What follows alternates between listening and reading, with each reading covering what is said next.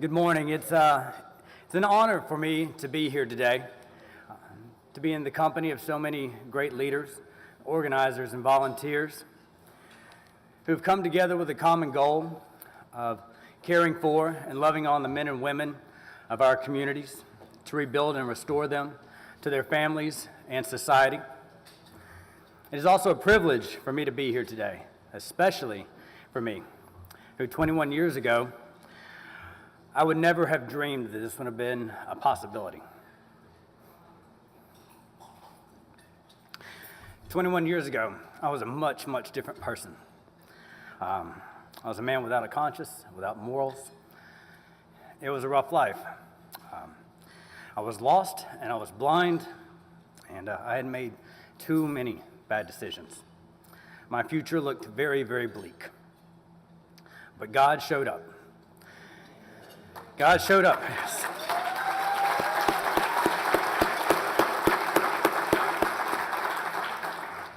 God showed up with his infinite grace and his mercy. And by the grace of God, here I am today. I thank him each and every day for where he has delivered me from, for what he has brought me through, and where he is leading me. And I want to take this time to honor him and also to thank you. To thank each and every one of you for your commitment and dedication to such a worthy cause. To those of you who are cultivating the soil, to those of you who are planting the seed. We are all working together for the common good of the harvest. And I speak from my heart. You are making a difference. When Russell invited me to participate in today's event, I was honored and obviously very nervous and anxious. I've spent the past few weeks thinking about this and praying about what to say. And my prayer is, how do I use this opportunity to honor God? And this is what it's come to thanking him and to thanking you. And in regards to an opening prayer, rather than trying to say something eloquent and fancy, I would rather have you join me in saying the Lord's Prayer, if we could. Our Father, who art in heaven, hallowed be thy name. Thy kingdom come, thy will be done, on earth as it is in heaven. Give us this day our daily bread, and forgive us our trespasses, as we forgive those who trespass against us. And lead us not into temptation, but deliver us from evil. For thine is the kingdom, and the power, and the glory, forever and ever. Amen.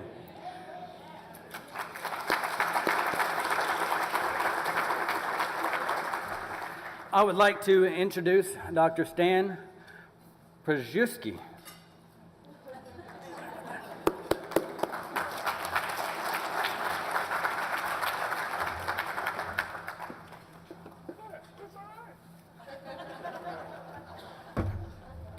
If you're wondering why everybody just calls me Stosh, it's because I didn't learn how to pronounce my last name until high school, so I just go by Stosh. I'm the president of Georgia Gwinnett College, and let me tell you what a delight it is to have you all here today. How many of you, it's the first time on campus? Oh my gosh. Well, if you were here exactly 10 years ago today, you would have been standing or sitting in woods.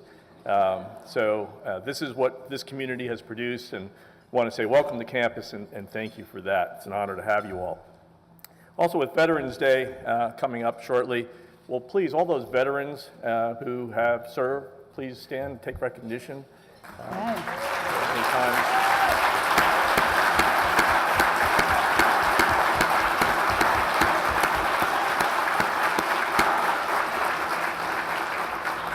And then along that same vein, please, all of our first responders, police, fire, emergency medical services, if you're here, have served or are serving, if you please stand and take our recognition as well.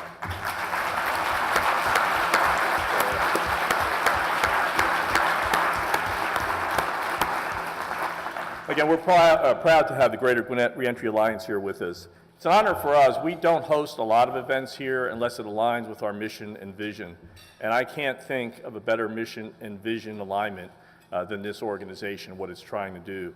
Georgia Gwinnett College was designed from day one to be a place for not only those who have lots of options, for people who don't have a lot of options, and not just provide them an opportunity, but to provide them the support necessary to succeed in that opportunity. And that's the organization that's been created here. So that's why we're so pleased to have you on our campus. Part of those goals, which I know you're going to hear about more in a moment, but part of that is an effort to reduce recidivism, and we believe in that very, very strongly. Our mission is to be committed to and support the needs of this region. We're involved in such ways as we have something called the Community Innovations Project that aligns with this perfectly. It's a hands-on, high-impact, real-world, interdisciplinary learning experience for our students.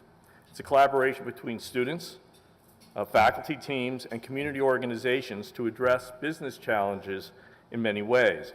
Specifically, the one I want to point to today is teams do conduct research, they understand what the problems are, and then propose solutions at a larger scale that support the community. For GGRA, the outcome that was produced is a web-based community portal that assists Gwinnett County law enforcement, the Gwinnett Department of Community Supervision, and the partners of GGRA as they prepare people to rejoin society. The impact of that student engagement is that the criminal justice students, we do have a criminal justice program, a major, builds relationships and understanding of the issues with local county and city officials. Technology students who are involved in the program know how to apply what they've learned about information technology, about complex programming and database support to enable people who have a tough mission as it is, perhaps alleviate some of that load. So in building the community web portal, students engage in problem solving, communications, collaboration, critical thinking, project management, and teamwork.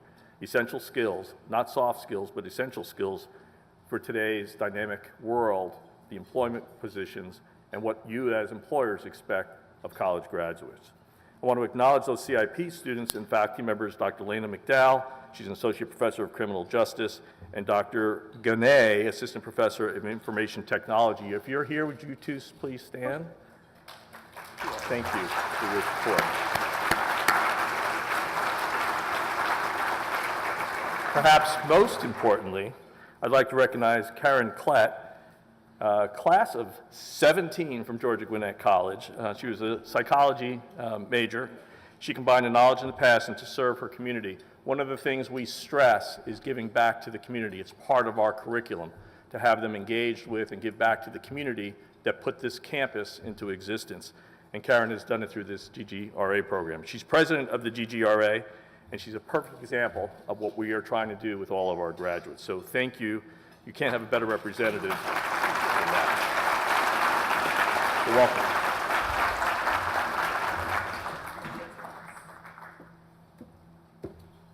Well, hello, everybody. My name is Karen Klett, and thank you, Dr. Procheski, for introducing me. Yes, I am the president of the Greater Gwinnett Reentry Alliance, and I am excited about today because we have a house full. And this is a celebration for legislative reforms, and also a time to let our legislators know how much we appreciate them for all that they do. So thank you. Thank you, Georgia Gwinnett College. Oh my gosh. Putting this event together, the teams here at Georgia Gwinnett are amazing.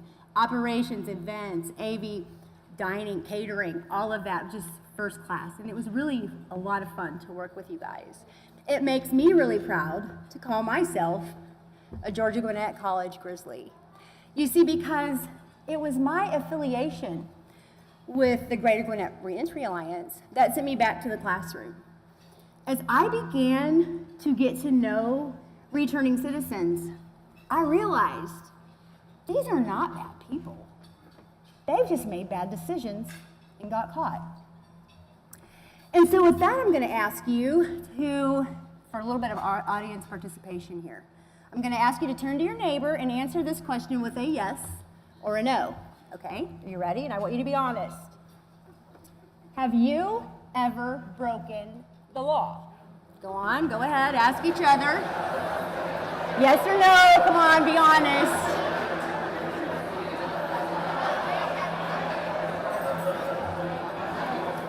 Now, okay, it's really funny.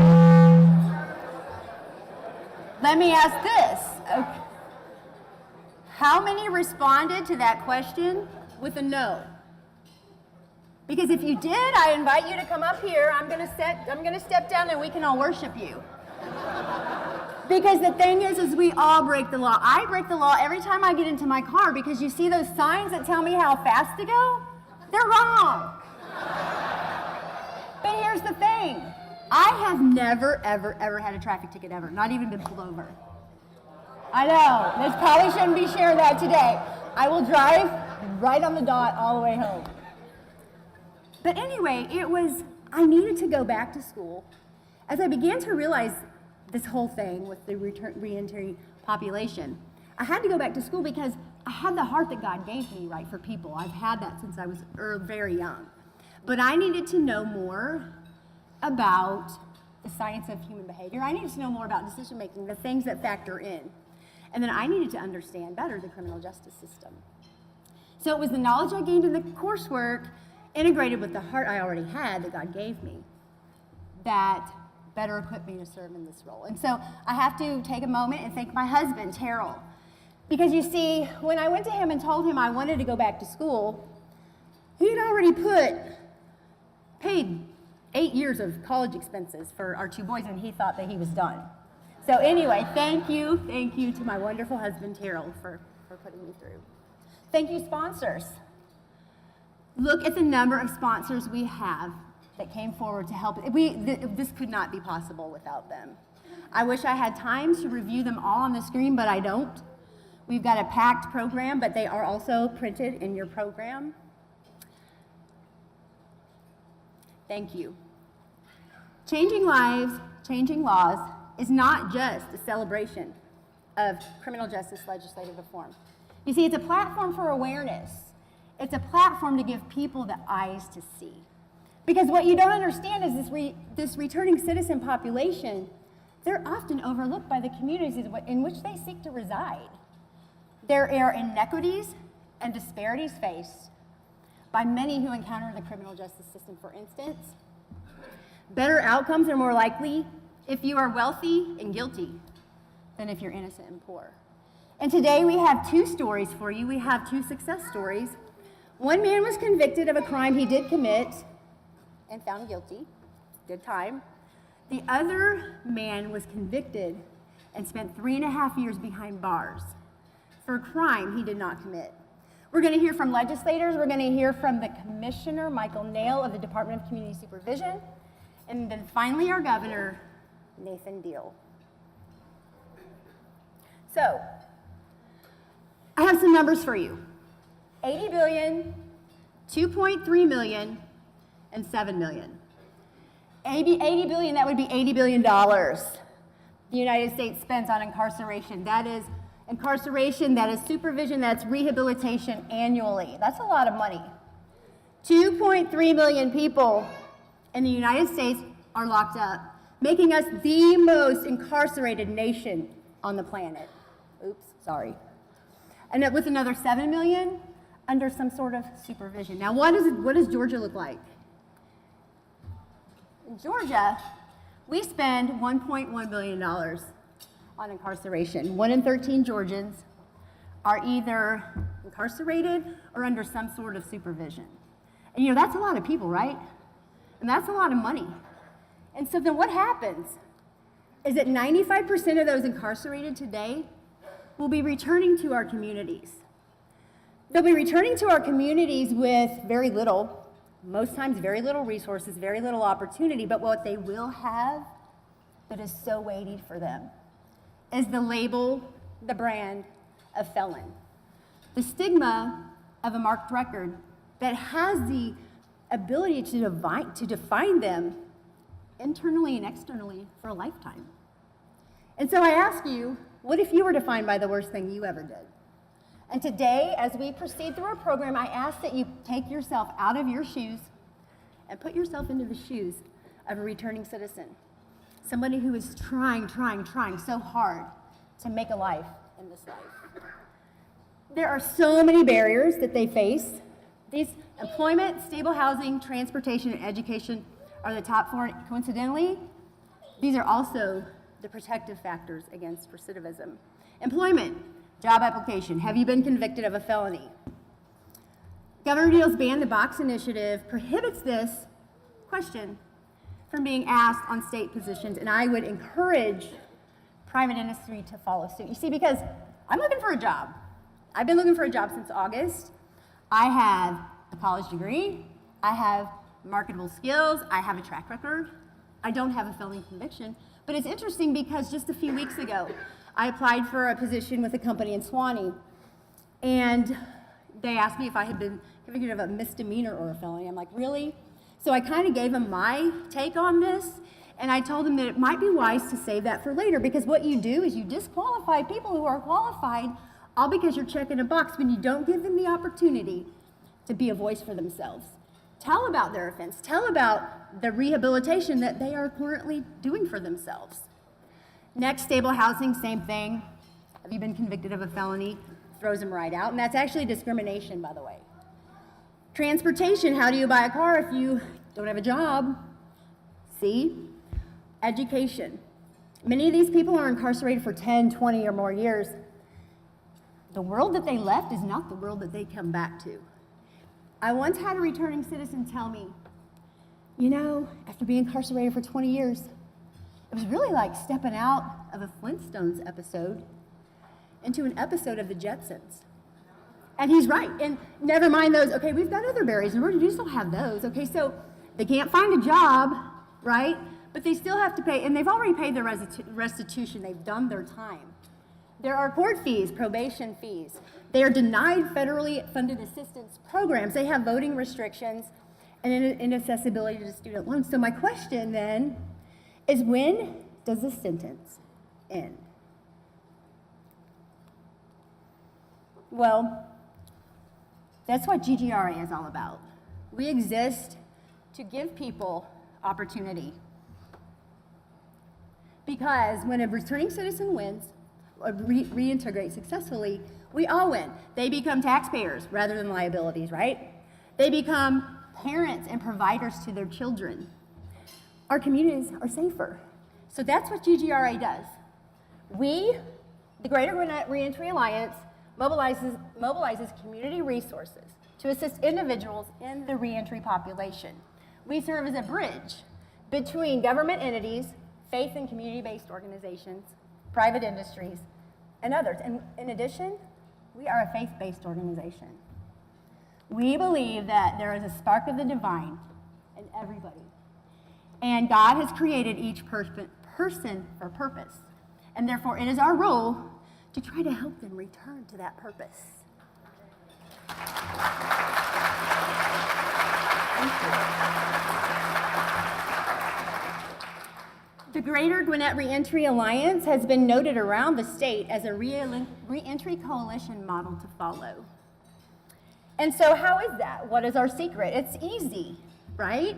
But maybe it's not so easy, but we've worked hard to set up a close collaborative network with the county, which is the jail, through the Gwinnett County Sheriff's Department. With the state, we have close working relationships with the state prison system. And then GGRA is comprised of like the most wonderful people in the whole world. These people, they exist to help people overcome addiction, any kind of support and recovery kind of deal. Resources like transportation, housing, life coaching, job skills. We have a multitude of organizations that we're able to funnel in these directions. And we host monthly meetings at the Gwinnett County Detention Center. Colonel Don Pinker always lets us come, and he even helps a little bit lunch sometimes. And so in these meetings, we have a presenter, but what's really cool is we make space in that program for organizations to have an open mic, like a chit chat, like a dialogue, because these people are helping people, but even they run into obstacles. And so the outcome of these meetings just makes my heart full, because I see these dots connected, and it's just so cool. And that's what's coolest about GGRA. Our model works, because we have relationships and connections that it takes for these people to succeed. And I am really grateful to be a resident of the state of Georgia, and here's why. I think our governor has a heart.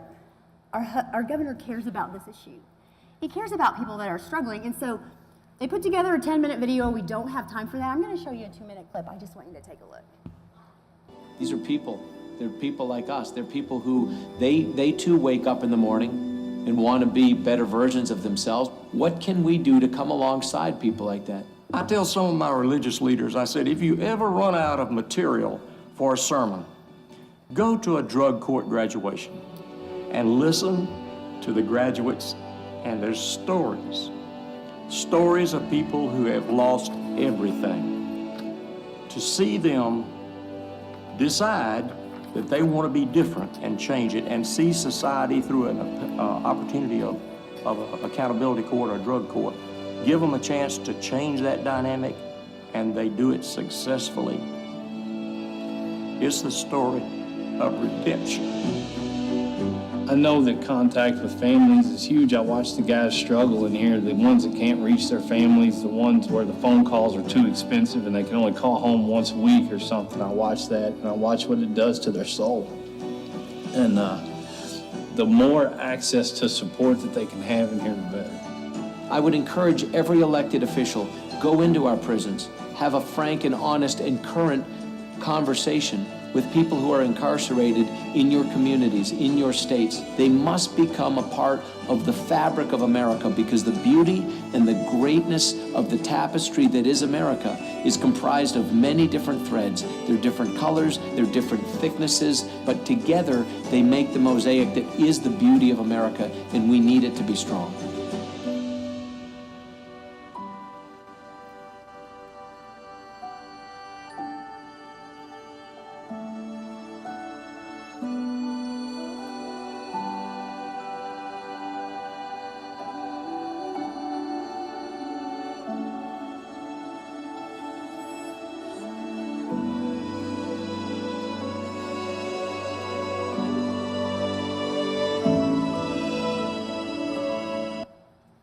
And we do.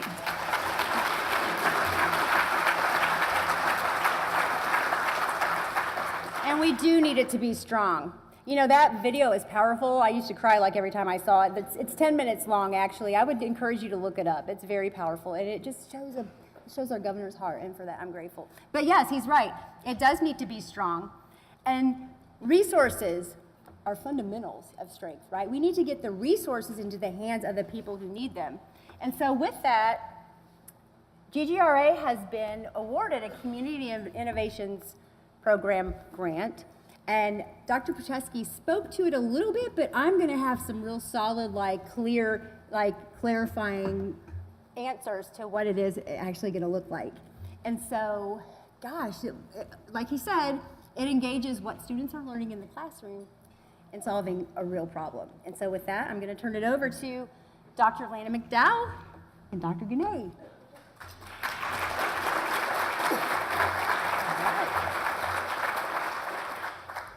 Hello, my name is Dr. Lana McDowell, and today my colleague and I, Dr. Renee, are going to talk to you a little bit about the GGRA CIP, otherwise known as the Community Innovations Project. So a little information regarding kind of the need for reentry resources within Gwinnett County and Georgia is listed above. So currently in 2016, over 17,000 individuals were released from Georgia prisons. Further, 46,000 individuals were placed on probation within the state of Georgia, with 18% of those individuals residing within Gwinnett County. Additionally, in 2013, we had approximately 34,000 individuals that rotated within the Gwinnett Detention Center. So obviously there is a need for reentry resources for this reason. I was fortunate to, during a meeting with Solicitor General Szabo several years ago, she informed me of GGRA. And I began to attend their meetings and quickly learned about the great work that these individuals were doing. Over time, I began to meet more and more people, and I recognized that one very important aspect could be to create some type of a web portal to where individuals, maybe even outside of Gwinnett, could have access to the information included. So I was excited when the CIP, the Community Innovations Project, was brought to GGC. Dr. Charles Peibel started this initiative here at GGC, and it's housed within the Center for Teaching Excellence, which is led by Dr. Brian Etheridge. So as explained, the CIP is utilized in order to bring together faculty members and students in order to help solve community issues and to provide solutions. So some of the benefits of this particular CIP include the interdisciplinary nature, in that criminal justice students get to work with IT students, and IT students have the ability to work with actual community clients, and criminal justice students have the ability to then engage with resource partners and learn more about the important work that they are doing. Beyond this, we are in the process of creating a reentry web portal. Within the criminal justice team, I have two students, Miss Joanna Dow, if you'll step forward, and Mr. Carlos Villafane. And these two, yes, please.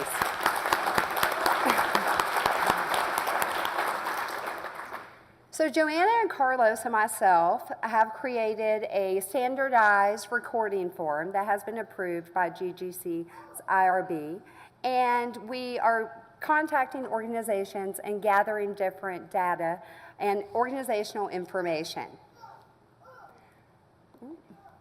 So some of the categories that we are focusing on would be primary categories such as housing or first day out services or possible employment or job development. Further, we're looking into healthcare services, substance abuse services, cognitive restructuring and/or substance abuse treatment, as well as victim and family services, mentoring and adult education services, and then those providers that provide offense-specific services. So when we contact an organization, the types of information that we are gathering focuses on the general information as well as the mission and goals of a particular organization, their primary type of resources, the history, what types of individuals have they worked with within the correctional population, their referral process, as well as their service capacity. We're also interested to learn more about the eligibility requirements and the cost of their programming, if transportation is provided, and if they're in need of volunteers and what the process would be for someone to volunteer with their organization.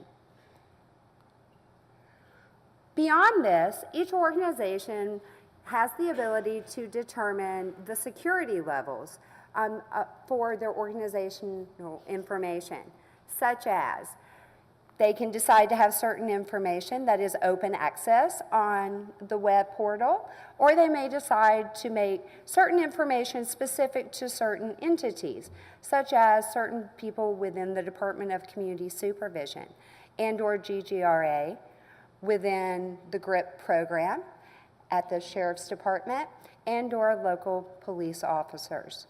We are very appreciative to have the opportunity to be a part of this program, and we appreciate GGC and GGRA and everyone's inclusion within it. At this point, I will turn over the presentation to my colleague, Dr. Janez Gwinnett.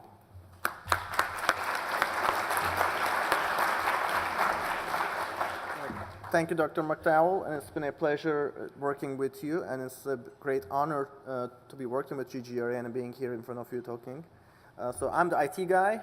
I joined this project thanks to Dr. Charles Peibel, as Dr. McDowell mentioned, and we started this project. We had a preliminary look at the GGRA and its website before the CIP project started, and I was really lucky to have very dedicated students who were in my software development class to come forward and work on this project to make a preliminary website. And out of those, Mr. Joshua Tran is here with us, if you step forward.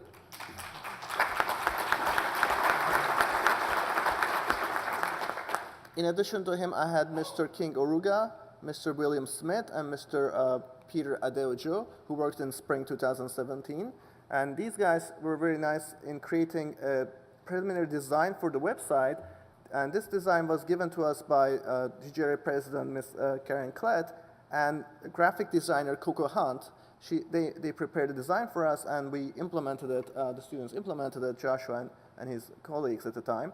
So the website features a very prominent message to get the message across on their front page. And there are several sections on the top menu bar that you can navigate to different sections of the website. The website works on multiple devices. It will work on your main big screen browsers and also on mobile devices. Here you can see the section of the website that's about the causes section, which shows the GGRA's mission. So there are different sections about the information that you just heard and additional information. And on the right-hand side, you can see the mobile version. Here we see the top menu bar opened, so it's a pull-down menu, and it can be closed, and you can easily see the message on a mobile device. After that preliminary version of the website in this semester, in fall 2017, I was really lucky to have a new group of students to work with me, and this time we had Mr. Robert Ryan and Mr. Blake Norman. Please step forward and recognized.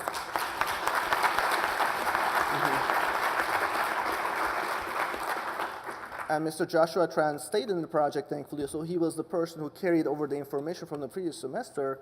And these guys together did a great job. They actually have been working very advanced technologies and in working this project.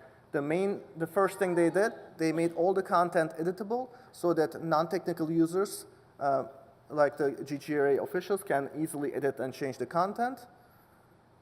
And second main thing they are doing is making the resources available to the people. This is a very preliminary version of the resource webpage where you can see the resource types that Dr. McDowell mentioned. You see the provider names, their resources, and their contact information. And on the top of the site, you can see how someone can search for a type of resource, and they can also select a certain category if they want to restrict to a certain category. This is sort of a very preliminary view of the website. It's not complete. We have one more semester to go. And in the works right now, we're working on the security levels that Dr. McDowell mentioned. So that's a very important part of the website and requires some complex database work and very advanced work, and these students are able to do that very greatly so far. So here you can see that administrative people can confirm different types of users, and they can see their information and confirm their properties. And more importantly, when these users have different security levels, they can be confirmed by a manager person. For example, we give different organizations control over their own users so they can have their security clearances and confirmations for those users. And with this, so far, this is the end of our preliminary work on this project, and our students some of them are graduating right now, and we have some new students coming in, and we have Ms. Nelijah Williams, if she can stand up, starting to work with us in spring and that.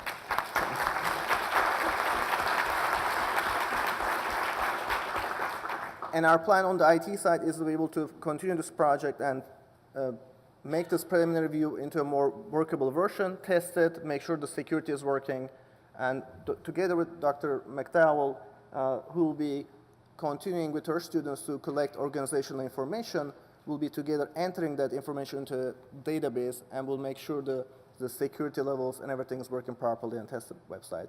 And thank you again for your interest.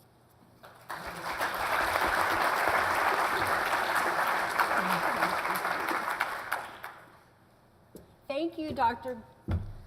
McDowell and Dr. Gwinnett, and students. You guys, these students are awesome. They're so smart. They've taught me a few things about coding that I didn't know, but I'm just learning a little bit at a time.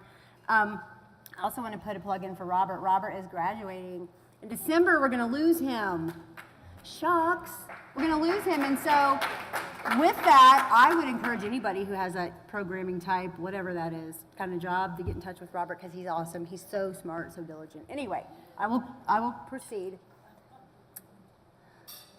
Okay, next I get to introduce someone who to me is an everyday hero. Okay, this man has impacted more lives than anybody I have ever known. And I want to be like him when I grow up. And he's relentless. Anybody who knows Russell knows that he does not stop. Does he? No. The man never stops. He will push and push and push till he does it with good intention, right? And so, you know, the success, GGRA would not be today what it is without Reverend Russell Gray. So with that, I introduce Reverend Russell Gray. Where are you? To come on up. Reverend. Yay, Russell.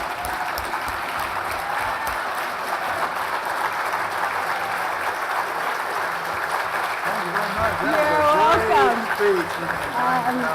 Reverend Russell Gray, the heart behind GGRA. Okay. Thank you very much, Karen. I really appreciate that rousing introduction. But I'm kind of winding down right now. You know, the Energizer Bunny does run down after a while. But some of you might remember Minnie Pearl. She said, "I'm so proud to be here." Well, I'm so proud to see all of you here. The weather couldn't keep you away. I really appreciate you all coming. I mean, great. It looks like, I don't even think we have any empty seats. And I just really appreciate you. I wish I could thank all the people who cooperated so well with me, and Karen and Lee and the other GGRA officers in pulling this all together. We could not have coordinated it without you, and also volunteers. We would just ask and you would help. And I wish I could recognize each of you individually, but for now, just thank you, thank you, thank you. And I've been asked to talk briefly about the heart of the Greater Gwinnett Reentry Alliance, AKA GGRA, as you know. But we have heard a lot about that from Karen. She did such a great job talking about how it all fits together. And we really appreciate her connection with GGC and how she's brought them into the connection here too. And Dr. McDowell, Solicitor General Zabo, for directing you to us, we thank you. But let me be brief. And for that, I will need some help. So if you are, so if you are a returning citizen, please stand so I can see you, if you don't mind. Let's see the group around us. How many returning citizens we have here? All right. Okay, good. All right.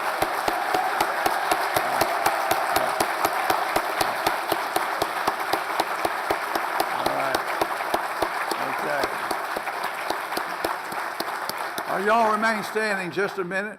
Just a minute, remain standing, if you would, returning citizens. Now I want all the church volunteers and anyone with a church that's involved in outreach to the homeless, which many men are and women are when they get out of the jail, they're homeless. Please stand and let's see where you are, because I really appreciate what you're doing. Yeah.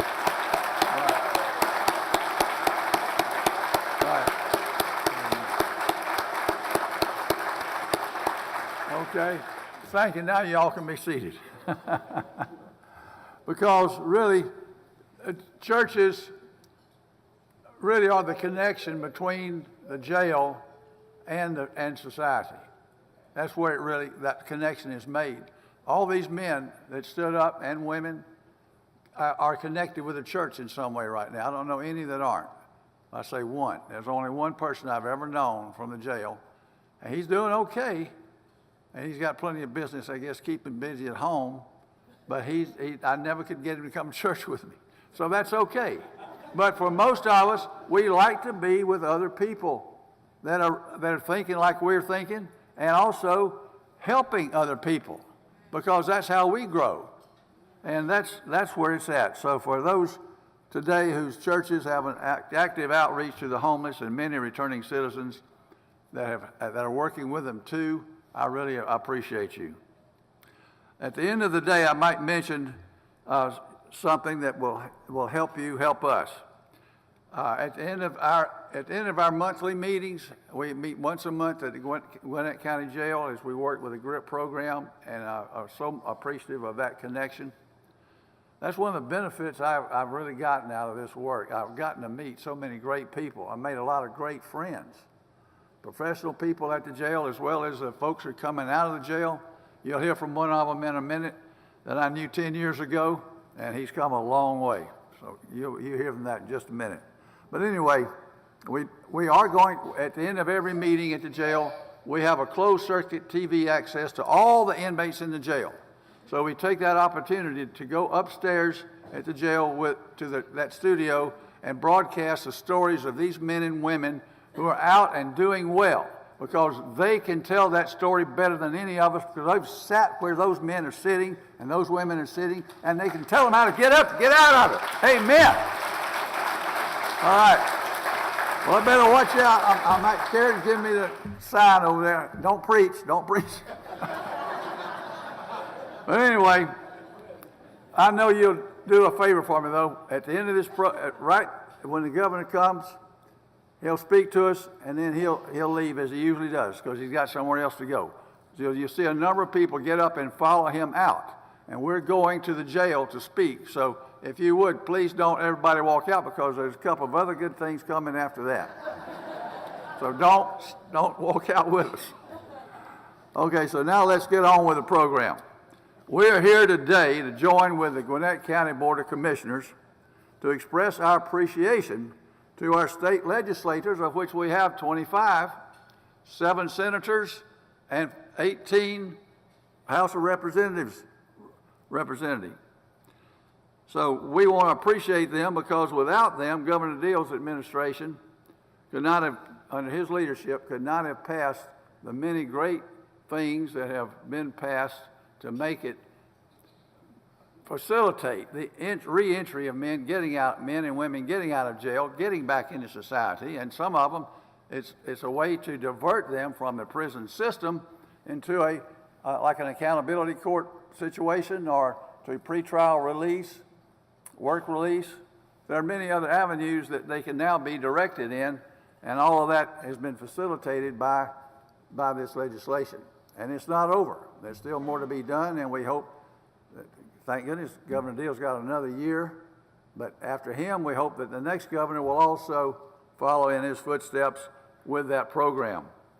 So without any further ado, I want to call up Jace Brooks, our commissioner, to make these award presentations to our legislators. And while I'm doing that, could I just go ahead and have all of the legislators stand up, because we don't want to miss you. Some of them couldn't come. I contacted a lot of them. They had conflicts, but we do have Senator Unterman. I see her, Chuck Efstration down here. And Karen Bennett, is she here yet? She was going to come late, so she might make it yet. And I think Senator P.K. Martin's over here. Okay, good.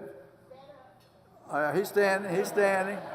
All right, good. All right, let's give him a hand to him. All right. Thank you. Yeah.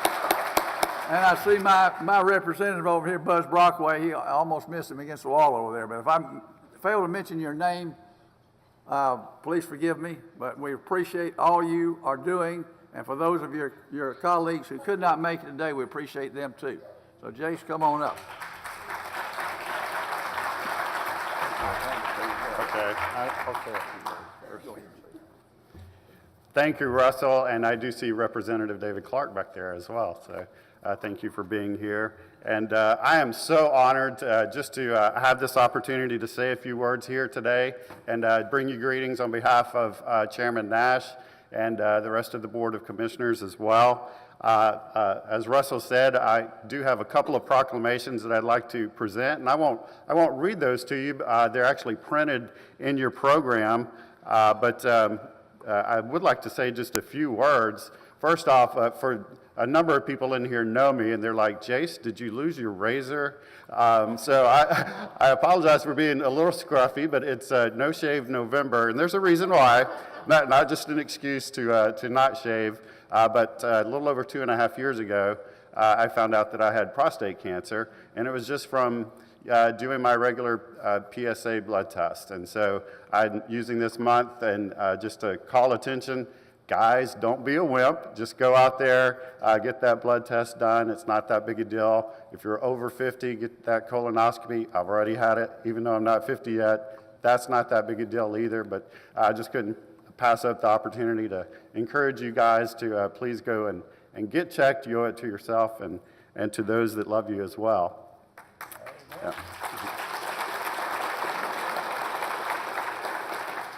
Well, and as I mentioned, I won't read the proclamations, but I do want to officially thank our Gwinnett delegation and the state legislature for their work and support of criminal justice reform legislation. And really, I want to say thank you to everyone in this room that you're doing so much to change laws and change lives through criminal justice reform and social service programs. There are a lot of big issues and big decisions on the legislative agendas at both the state and the federal levels these days, and I believe that criminal justice reform is one of the most important of all. Many people in this room today know how hard it is for people to re-enter the community after being in prison. In fact, you heard Karen just share all the barriers that they face. Finding housing and a job are just two of the immediate challenges, and I'm glad that our legislators have now passed legislation that attempts to ease those burdens. All of us, the government, business, civic, and faith-based organizations, can play a vital role in helping former inmates restore their reputations and rebuild their lives. We're seeking win-win solutions that benefit everybody and make our community a better, more respectful place to live, work, and play. I'm very proud that Gwinnett County has been a leader in offering programs that help those that are willing to become valuable and vital members of our community. As an alternative to prison time, our judges have set up accountability courts to offer treatment for those with mental health issues and addictions, and I saw Chief Magistrate Christina Bloom here. She does just a tremendous job over there in with our court system. And in fact, you heard Governor Deal mention if you do want to hear a story of redemption, just go to one of the graduations from one of those accountability courts. And I've been to one, and it's incredibly moving to hear the stories of life change. And in fact, I have the privilege right after this to go to graduation for our Veterans Court as well for a few folks. Also, since 2012, Sheriff Butch Conway, who's right here as well, has been a partner with United Way for the Gwinnett Reentry Intervention Program, known as GRIP.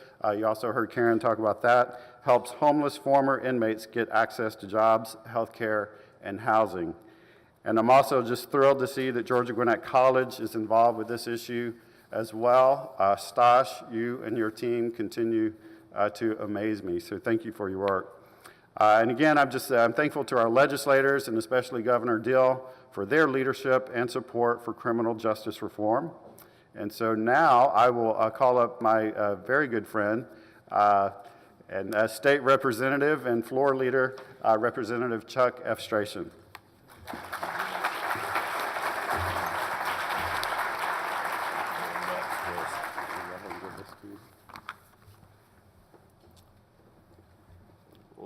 Well, thank you so much. We are, on behalf of the members of the Gwinnett County delegation of the Georgia House of Representatives, we are so very honored to receive this proclamation. Thank you very much, Commissioner. Thank you.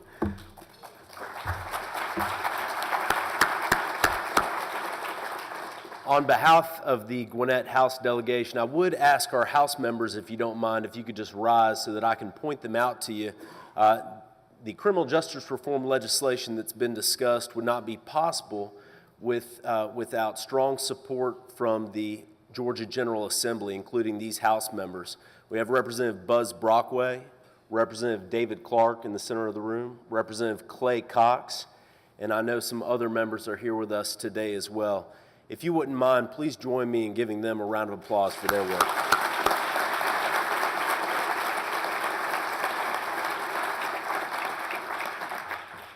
Just a few words about criminal justice reform that we've seen over the past few years here in Georgia. Under Governor Deal's leadership, the criminal justice reform legislation that's been introduced has worked to improve public safety while being smart about how we address the underlying causes of criminal charges. That includes a comprehensive approach to address substance abuse issues, mental health issues, and other inherent causes.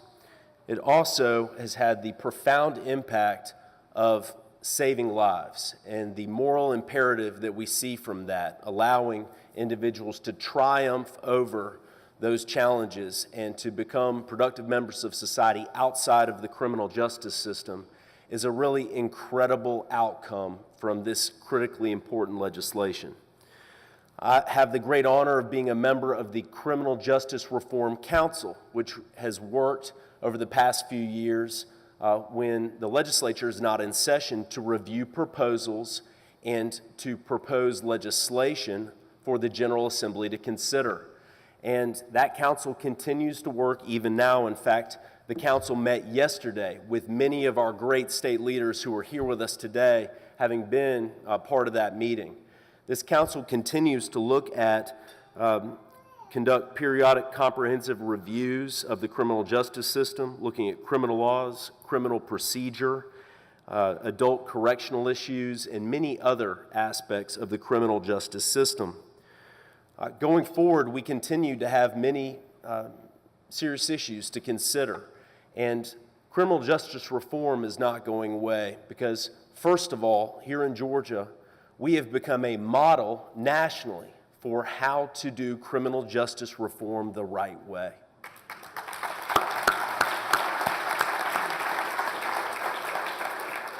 Second, there is complete buy-in, and we see this all the time, from judges, from prosecutors, from attorneys, from service providers, from communities, from law enforcement.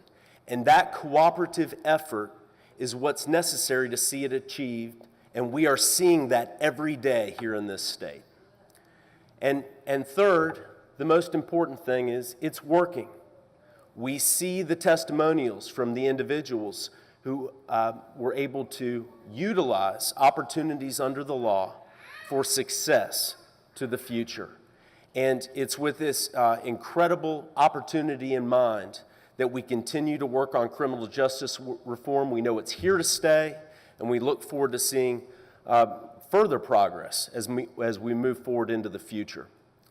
I want to thank the Greater Gwinnett Reentry Alliance for this incredible event. You know, I'm proud every day to wake up knowing that I'm a resident of Gwinnett County and citizen of the state of Georgia, but today even more so. I'm just so inspired by the energy and the wonderful support of everybody here in this room. Working together just makes me so proud to be part of this community. One of our great leaders that we have here in this community also represents many of us at the state capitol. State Senator Renee Unterman is the chair of the Health and Human Services Committee, and I'd invite her up to address us. She's been a tireless advocate for the most vulnerable in society and works each session, and has since her election to the state senate in 2002, has worked to make the lives of Georgians better each and every day. Please join me in welcoming State Senator Renee Unterman.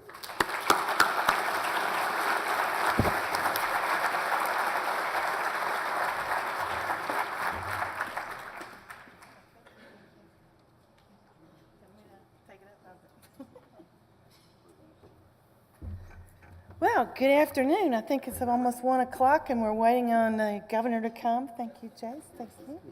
That's beautiful. Thank you. Thank you very much. Wow. Unlike some of the people in the room, I grew up in Gwinnett County and I have spent my whole life here. I graduated, and Butch Conway already knows this. Where's Butch?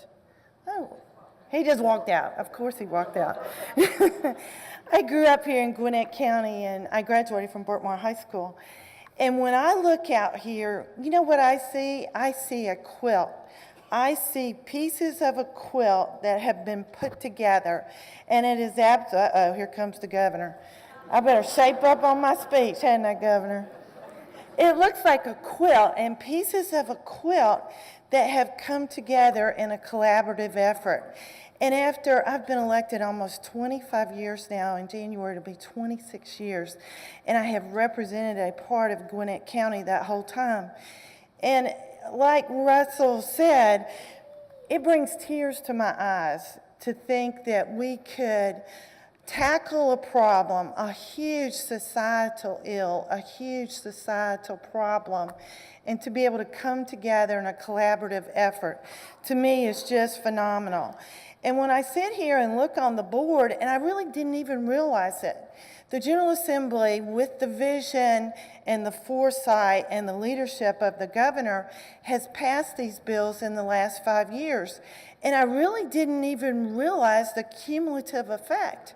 And when you look at the bills that were passed and that he signed into law, and you see how many there were, and the different agencies, the different commissioners that worked on these bills, it goes all the way from community health to behavioral health to corrections to education to juvenile justice. I mean, the trickle-down effect of what you have accomplished affects every facet of our society and every part of our state.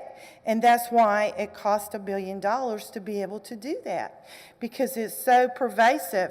And that's what makes it so unique, that you could change societal behavior and make cultural changes. To me, is just absolutely phenomenal. And to have worked on these bills for the past 5 years, it's just incredible. I want to bring up those senators. I know I didn't see any other senators here, but I think it's very important that you know who those senators are. We are a part of that 25 delegation from Gwinnett County. And if you combine us, and the governor knows this, if you combine Gwinnett County with the Cobb County delegation and the Fulton County delegation, we can form a block of votes in the General Assembly and move an issue. And that's why this reentry program has been so successful, is because all of those collaborative counties in these delegations, they're bipartisan, and it doesn't get into Republican and Democrat. I never remember a vote on any of these bills that any of our delegation voted against that was Republican or Democrat. Everybody cares about this particular issue and wants to solve issues surrounding it. So we have Kurt Thompson, Senator Kurt Thompson. He's from Norcross in Gwinnett County. Senator P.K. Martin that is here, and he represents Lawrenceville, and he has the Harbins area, and he goes on down into Snellville. I gave him part of my district. Senator Fran Miller. Senator Fran Miller actually lives in Dunwoody, but he represents a very integral part of Gwinnett County because he represents a very large city, the new city of Peachtree Corners, which has about 60,000 residents, I believe, and is the largest city in Gwinnett County. Senator Steve Henson, I believe he lives in DeKalb County, but he represents the Tucker and the lower South Gwinnett area. I'm from Beaufort, and I represent Beaufort, Brazelton, Sugar Hill, Swanee, and come on down to Collins Hill. Senator David Schaefer, he's the President Pro Tem of the Senate, and he lives over in Duluth, but he also represents a huge portion of Fulton County. And my very best colleague, Senator Gloria Butler, she represents down at Stone Mountain, Lithonia, and the old Promised Land that I used to represent. So these are integral components of our delegation, and we have all worked cohesively. One of the things that I want to tell you is that as legislators, we have the opportunity to travel all over the country, and we belong to national organizations, and since I've been elected so long, I have a lot of BFF, best friends, that live all over the country. But what's interesting is when they walk up to me and I'm in Washington, D.C., or at a symposium or something, or they're here at a convention here in Atlanta, one of the first things they say to me is, Renee, how did you get criminal justice reform started? How did you implement criminal justice reform? What are the laws that have been written? What are the regulations? What are the policies? And it's just phenomenal that we had that governor that had that vision, and that we have the opportunity to say, yes, yes, we are #1 in the nation with criminal justice reform. But it really is not those legislators. It's the governor that's going to speak after me that had that vision, that had that compassion. You saw that video. That is just phenomenal that we are so fortunate to have him from Georgia to have that vision. The other thing Representative Efstration talked about is, yes, we've accomplished a lot, but what are we going to do in the future? And one of the things that I have been working with the Lieutenant Governor Casey Cagle on is improving our behavioral health system. We have a great system here in Gwinnett County with Viewpoint. We have community service boards all over the state. But one of the things that we have found in this reformation of the criminal justice is that the boots on the ground, the infrastructure that supports, like the accountability courts, like addiction and recovery, behavioral health, therapeutic services, they're not as much as they could be. They could be better. And that's one of the things that we'll be working on in 2018 and in successive years. And we think we can do a whole lot more. So the journey's not over. The journey has begun in the past 5 years, and we are changing lives. The other thing, and Governor, thank you for letting me have my 5 minutes up here, but I do want to tell you one thing, since I got so many legislators here in the room. I want to tell you about an experience I had in July. I had the very fortunate experience that the Community Supervision Department, which is brand new, that we created with the purview of the governor, they called me and they said, Senator, we know you're a former mayor, you're a former county commissioner. We want you to go on a ride along with us. And I said, I'll be delighted to, and I put it in my schedule, and I got it scheduled. They came out to my house, and they came in their official car, and they brought a couple of agents, and they told me to put on my vest, and let me tell you, I about dropped down dead because it was so hot. I put that vest on. They did everything but give me a gun. But what was interesting about it to me was, because I did grow up here in Gwinnett County, was they took me back to my roots. They took me back into the area where I grew up in Lilburn, Georgia. And when I grew up in Gwinnett County, it was 40,000 people that lived in the whole county, and I had 100 people that I graduated from high school with. And they took me down into Lilburn and Stone Mountain. And of course I go to these areas all the time, and of course I know them. But we were literally knocking on doors and walking into houses and walking into apartments. And it was an eye-opener for me. And it was an eye-opener to see people given a second chance. And yes, some of those apartments we went into, they were not doing the correct thing. And yes, those people that took me, those officers that took me, were so professional. They're nurses, they're social workers, they're the whole gamut of what you have to be to go in and talk with these people and to basically have accountability in the program and look at outcomes of a program. I want to say to the legislators that are here, I want to challenge you to go and spend the night like I did. I left about 4 or 5 o'clock and I came back about midnight. I want to challenge you to see those boots on the ground and see what's happening in your community, and you're going to be equally surprised as I was. I'm going to close out and just say thank you.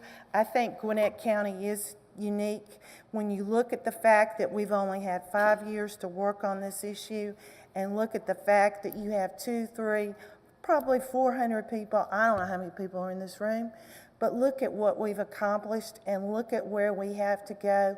Thank you for having me along on that journey. And on behalf of the Georgia State Senate, I say thank you very much.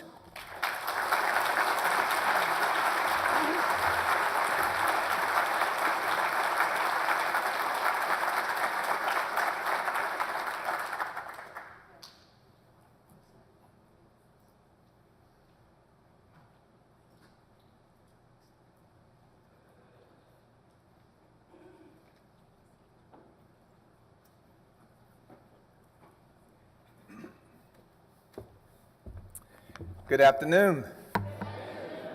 My name is Lee Robbins, and we're going to do a little change of schedule here because we understand that the governor has to be out by 1:20. So we're going to just kind of have him to come at this time now and present, and then the program will continue. But stick around. All right? Thank you very much.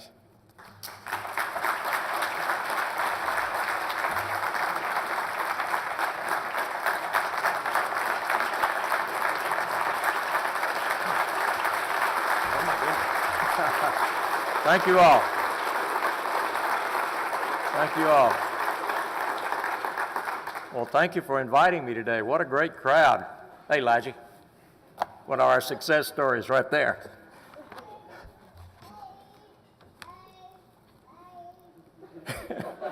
Hello to you, too. I want to first of all congratulate you and the organization that is sponsoring the event here today, because you're an important component of making criminal justice reform truly successful. I'll give you a quick overview, and there are a lot of people that need to be thanked. Senator Unterman, you did a great job in making a case for what is happening in our state and for the successes we've had. And to Chuck Efstration, who is one of my floor leaders in the State House, thank you, and thank your comrades. And there are probably some here I did not spot, but to all of you and the members of the General Assembly, thank you. And let me tell you up front why I say thank you to them. None of the reforms that we put in place would have been possible had they not passed the legislation that allowed us to implement those reforms. In my first State of the State in January of 2011, and by the way, my last State of the State will be coming up very shortly in January of 2018. But in that first State of the State address, I broached the subject of the necessity of criminal justice reform. It was a topic that really had not been talked about. It was one that afterwards a lot of people asked me, said, well, Governor, why are you talking about that? That does not sound like an agenda item for a newly elected Republican governor. Well, my answer to them was because it's the right thing to do, and it was indeed the right thing to do. But like many things, you have to educate people. You can appeal to their emotions, you can tug at their heartstrings, but unless you convince them both in their mind and in their hearts that it's the right thing to do, you will not have true success. So we started by creating a Criminal Justice Reform Council. This was made up of many people who work in our criminal justice arena, and we presented to them the question, what would you do to reform criminal justice in our state? There were some statistics that were driving the necessity of this. First of all, at that point in time, we were the 10th largest population state in the nation. By the way, we are now the 8th largest population state. We're growing pretty good.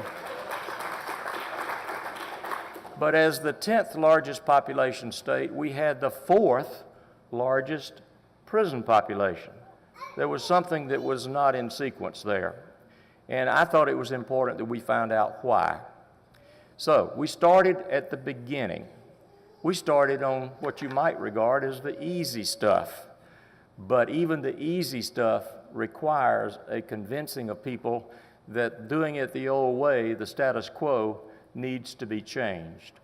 We started on the front end with trying to deal with the issue of the non-violent adult offenders who were winding up in $18,000 to $19,000 a year prison beds.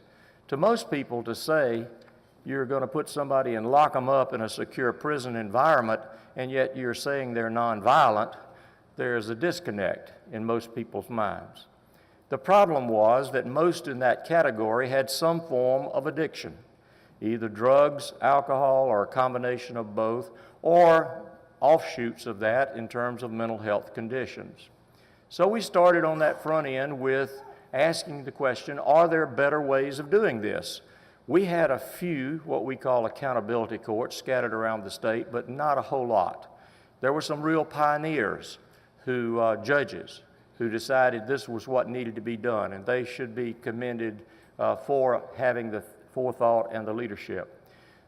But we focused on that first year, and the first piece of legislation that came before the General Assembly, instead of being a subject that was politically dangerous, It passed both the House and the Senate unanimously. You can hardly get an adjournment resolution to pass unanimously. So we started. And now we're at a point where I am told maybe by the end of this calendar year, and if that's the timetable, they're going to have to hurry.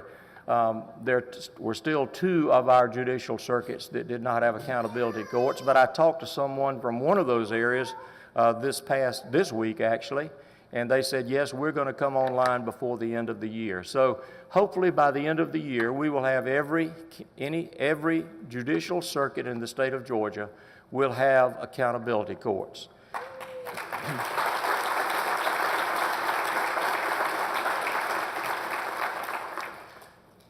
In 2011, one of the other driving statistics was that we had a prison population of about 56,000, and we were projected by the end of my first term, which would have been 2 years ago now, to have a prison population of about 60,000. And in order to accommodate that population, we would have had to have built 2 new adult prisons. That would have cost about $264 million just to do that. Well, the good news is, and I think largely attributed to the criminal justice reforms, we did not have to build 2 new adult prisons. In fact, we've been able to convert some into other uses to be able to deal with our reforms.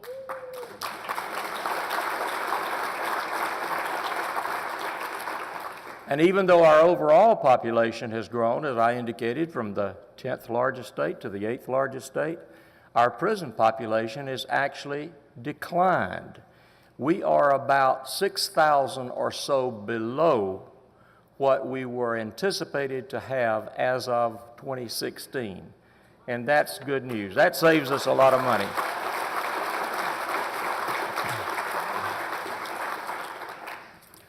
Now that is accompanied by some very, I think, interesting statistics. And when I get off script and I can't find my place, I'm going to look for it while I'm telling you about some other things. The second year, we took on an equally difficult task, and that was juvenile justice reform. Some would say maybe even more difficult than adult criminal justice reform. But if it was costing $19,000 for an adult prison bed, it was costing about $91,000 per juvenile for a year, because we have to provide so many other services and it requires a whole lot more personnel expenses.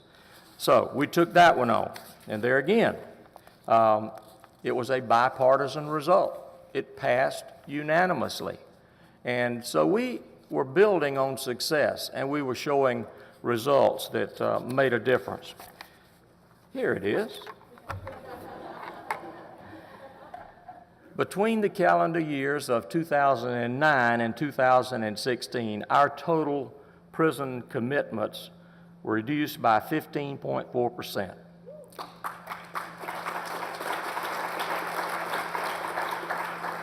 At that same period of time, during those years, our African American commitments declined by an even more impressive 25.2%.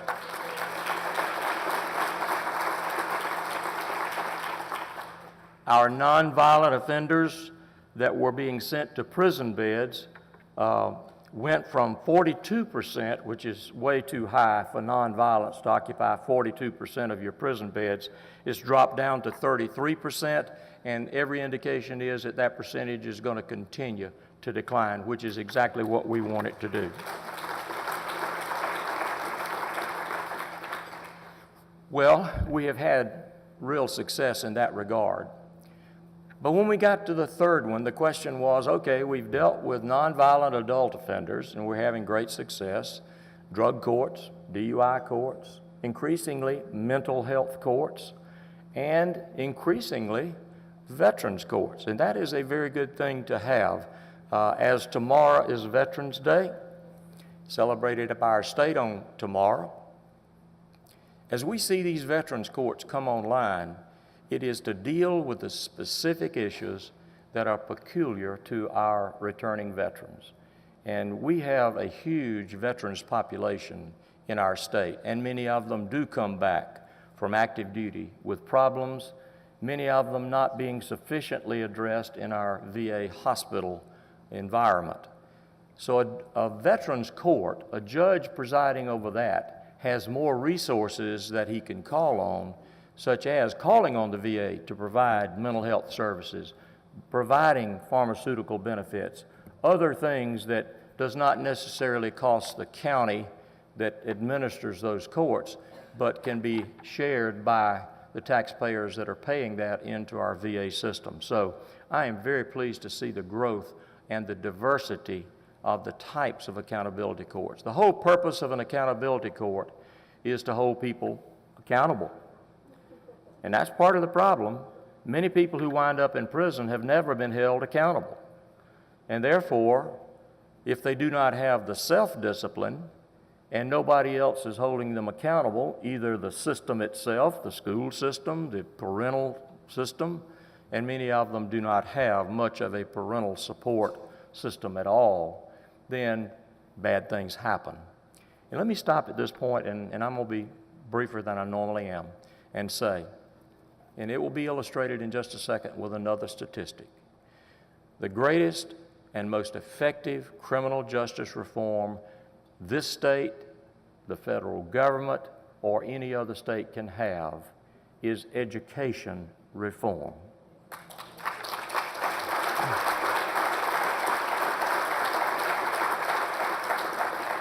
Because when we went to that third stage, it was to look at those thousands who are in our prison system, and I asked the question, what is the most common characteristic that these, at that time, 56,000 people had? And the most common characteristic came back is that almost 7 out of every 10 dropped out of school and do not have a high school diploma. So when someone who does not have a high school diploma or a GED or any marketable skills gets in trouble, and they get in trouble that requires them to be incarcerated, sometimes for long periods of time, and we incarcerate them at a very high rate of expense. And if we leave them and let them out when they are paroled, and they still don't have an education, they still don't have a marketable skill, and now they've got a major felony on their record, and we think we're doing good by patting them on the back and giving them $25 and telling them, don't you come back? Who are you kidding? That doesn't work. So, we're trying to go back in and do what they did not get during the years they should have been getting an education. We have brought in not just GEDs, and those are important, and we continue to see large numbers of our inmates who receive GEDs every year. But we brought in a charter school so that those who attend that charter school can get a real high school diploma.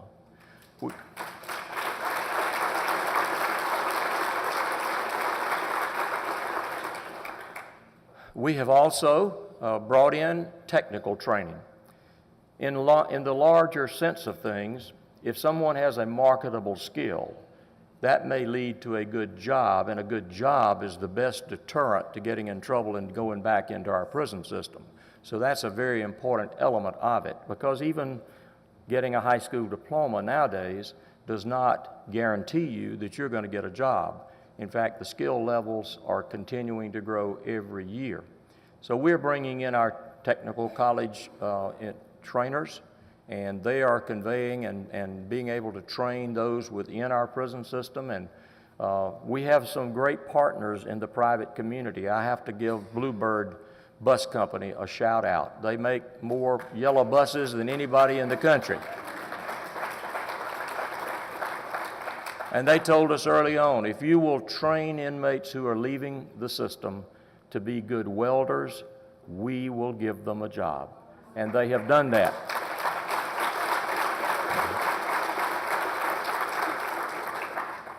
We are also seeing more and more businesses being willing to do that, and that's important. The business community has an important role to play in making sure that criminal justice reform is successful. I know that there are stigmas associated with someone who is coming out of prison, but these are not the same kinds of individuals that in the past have been coming out of prison. If they have taken advantage of the educational and training skills, we give them a certificate to carry with them to a prospective employer to say the state of Georgia has given this sort of good housekeeping stamp of approval on what I do. And that should be an entree for a business to open the door and give these people a chance. I'll conclude with this. As you are doing good work here in the Gwinnett County community, I know that those of you who are doing this work realize that reentry, and I see that Michael Nell is going to follow me, is that correct, pretty soon?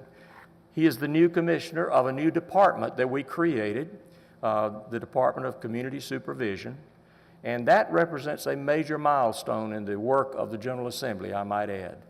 You know, in the past, we had probation officers doing their thing, we had parole officers doing their thing, we had juvenile probation officers doing their thing, we had DFACS doing its thing. In a dysfunctional family, you very likely would find 4 or 5 different state agency cars parked in the front yard. Now, what we did was consolidated some of that. We consolidated the probation and the parole supervision into Department of Community Supervision. It had been tried in the past for several times and had always met with internal resistance, because even within government, maybe I should say especially within government, changing what you've been doing for a very long time becomes very, very difficult. People build up territories, they build up silos, and they don't want to think outside of those silos. But nonetheless, we got it done. Michael was appointed as the commissioner, and he and his staff are doing a great job. But back to what I was going to say, and this is my concluding comment. There are 2 great impediments to making returning citizens be successful and not become a statistic of reentry into the system. The first one is housing. It's difficult for them to find a place to live. And there's some programs of the government that are impediments in that arena. I had the opportunity the other night. You know, it's very rare that a governor gets to talk to a cabinet level position at the federal level. And Dr. Ben Carson was here and gave an address to the Republican meeting a week ago or so. And I took advantage of the fact he was sitting right next to me at the table. And I said, I'm not going to waste this opportunity, because he'd already sent his regional director to see me about a couple of months before, and she was just expecting to pay a courtesy call and be able to report back that she'd met with the governor of Georgia. I said, you're not getting off that easy with this governor. I want you to look at your housing policies as it relates to reentry of people who are leaving our system. And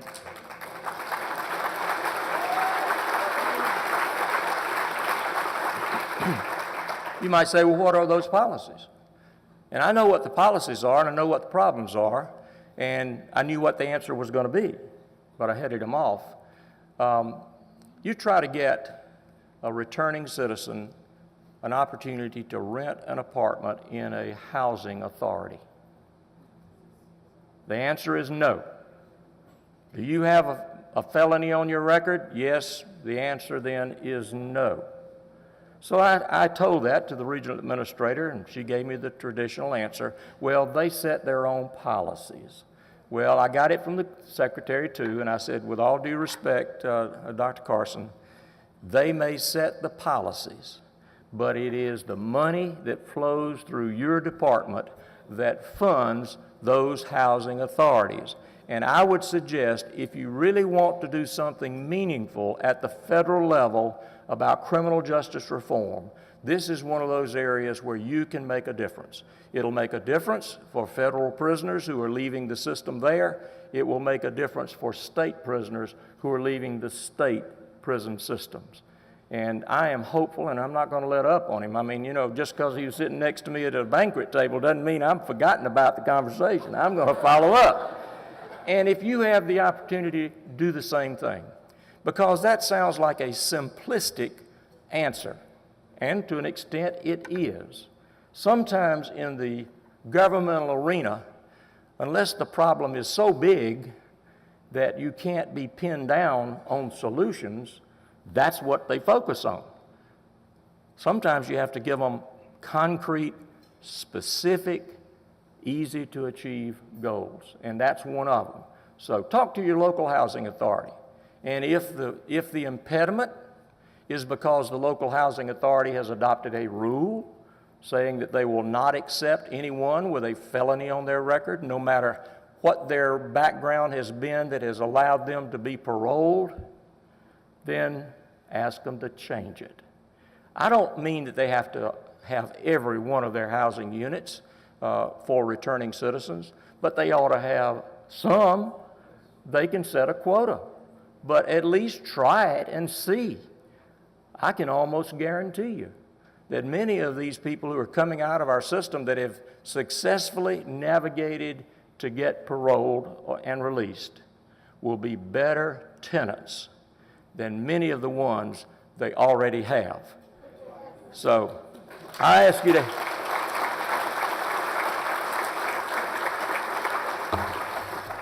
I ask for your help on that. Now, I have been very, very fortunate to have a cooperative General Assembly and to have the support of individuals and groups such as yours.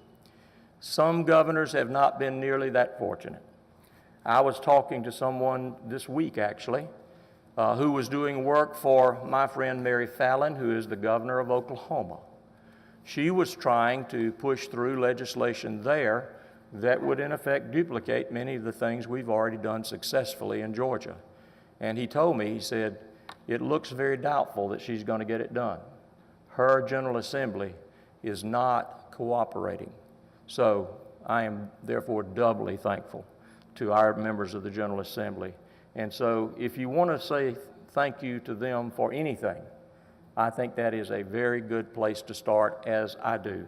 It's a great thing that they have done. It is something that truly has distinguished Georgia.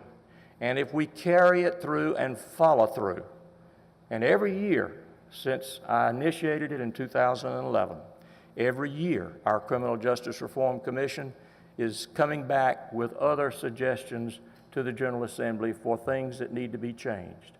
They're not as major a changes. We've already dealt with most of the major changes. Now we're in the tweaking stage. But sometimes the tweaks are important to make the major changes work. And the General Assembly, once again, has been very, very thoughtful and helpful in making sure that we're able to do exactly that. We all should be proud of what our state has achieved in terms of making criminal justice reform work effectively. Now, we can talk about saving money, and it truly does save money. When you are reducing by the millions the amount of money that we were spending on brick and mortar and paying prison guards and all of that, and those numbers are coming down.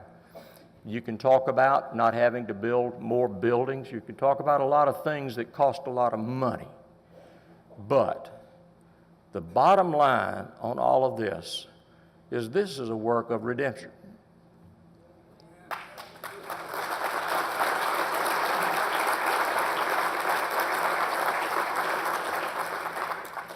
I tell my preacher friends, if you ever run out of any material for your sermons, go attend a drug court graduation. My son is a drug court judge in the Northeastern Judicial Circuit just north of here. And he's called on me a number of times to do it. I finally told him, I said, don't ask me to do that again. I'm too tender-hearted. I can't take it. You will hear stories, just like Renee saw situations on her visit. You will hear stories of people who have taken the opportunity for a second chance, who have taken that opportunity, and as a result of it, they have been reunited with their families. Mothers who had lost custody of their children have now regained custody of those children. Families that had been torn apart by drug addiction, alcohol, etc., but who took advantage of a drug court, a DUI court, etc., and did it and completed it successfully. And that's usually a 2-year proposition, folks. That's not something you go in and sign up and about 6 weeks later you walk out the door and they pat you on the back and give you your certificate. It is 2 years of being held accountable, strictly accountable. And that is really the part. You're seeing a lot of changes in the lives and in the families of those that in the past we had simply discounted. They'd made a mistake, we'd put them in prison, and we continued to label them for the rest of their lives as not worthy of our attention or our support. That does not work. So, it is a great undertaking. It is almost a religious undertaking, but it is one of those that is very, very worthwhile. Will there be mistakes made by some of those who are maybe not taking full advantage of the second chance? Sure. But right now, and prior to our reforms, 1 out of every 3 who was being released from prison was coming back within 3 years. That's nothing to brag about. That is a problem, and we want to make sure that that changes statistically as well as in the lives of individuals. So thank you all for inviting me today. Keep up the good work.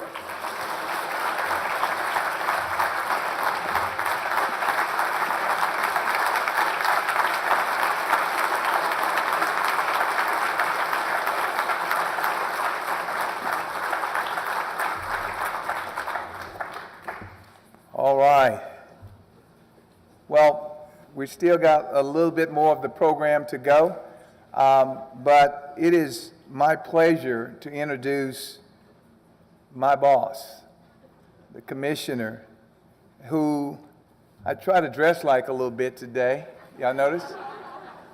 He just looks better than I do. I mean, that's a real deal, but he's a part of collaboration, bringing two probation and parole together successfully. The Department of Community Supervision was established. And through his leadership, he's creating a culture of reentry, a culture of making our society more safer and more successful for returning citizens. I want to go ahead and introduce here Commissioner Michael Nail. Won't you come?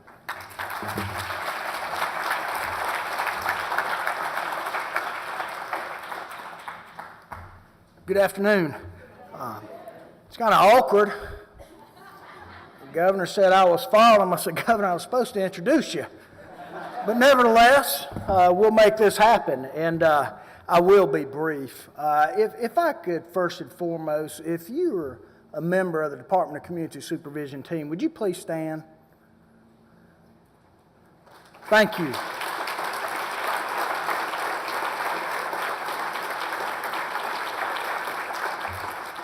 These are the individuals that day in and day out are working to make a difference. We've got a motto, and it's very simply said, it's not simply done. It's one officer, one family, and one community. If there are issues or concerns that we can address in that home, we're not concerned what their supervision status is. If they need our help, we do our best to help them. And I'm proud of the over 2,000 men and women that start their day and oftentimes, as Senator Unterman said, finish their night long and the weekends doing what it takes to make it happen. And I never want to miss the opportunity to thank them. If I look a little awkward in my movement, I'm 3 weeks into an 8-week recovery of a broken collarbone. Thank you. I'm milking this for all I can. I asked the doctor, he said, now, Mike, you're going to have limited mobility. I said, what does that mean? He said, when your wife asks you to do something, you tell her you have limited mobility. I love that, doctor. You know, one of the things that struck me when we look at everybody involved in reentry, and I remember long ago, I've been in this business 29 years, and I remember there was a bumper sticker one time that says, corrections is everybody's business. And there's probably not a truer statement that I've ever read. It truly is. And I can't help but to recall something that I think it's actually in the good book that says the whole is greater than the sum of the parts. Because individually and in our own groups, we can do good things, but when we all work together, we can do great things. And that's what the difference is.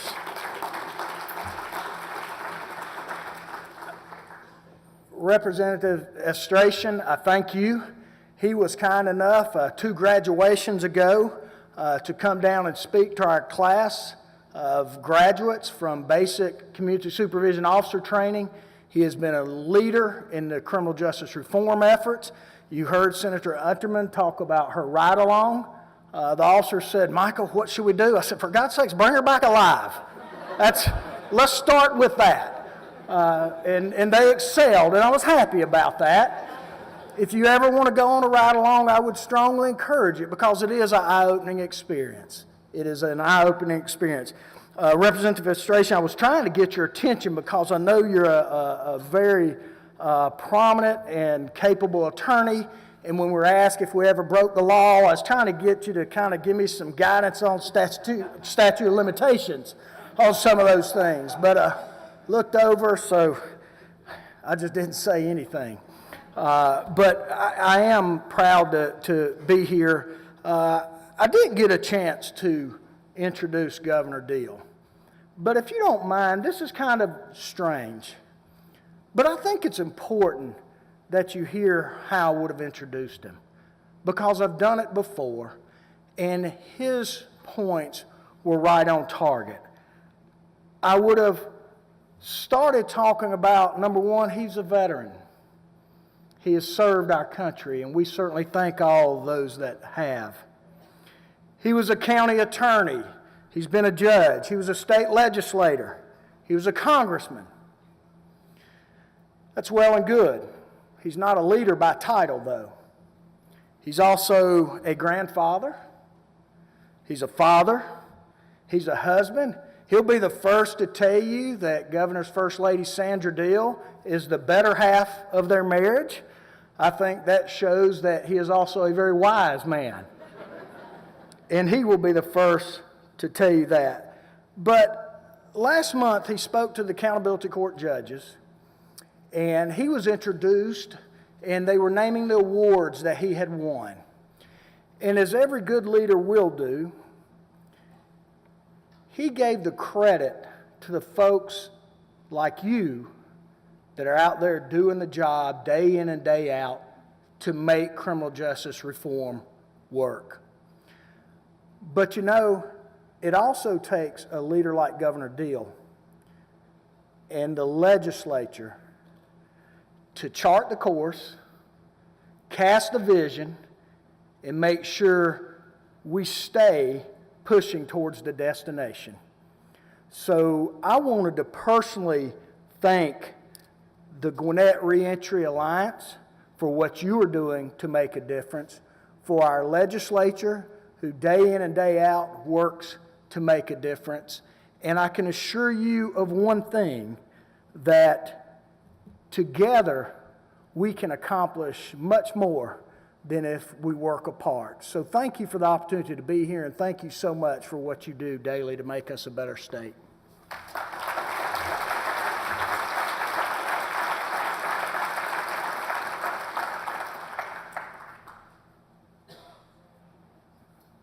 New at 4, one of the greatest struggles facing jails in Metro Atlanta and really nationwide is the number of inmates who return. Channel 2's Tony Thomas reports from Gwinnett County, where the rate is more than half the national average. The community stepped in to help repeat offenders get a grip. Michael Hale is a doting father, a graduate, and church member who now works as a restaurant manager. It hasn't always been that way. My previous life was a hustler. Over the course of 15 years, Hale was in and out of jails and prisons. How many times did you fall? About 5 or 6.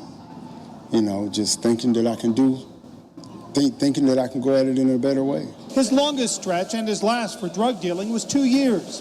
He's been out now for 3 and credits the Gwinnett Reentry Intervention Program for helping him do an about-face.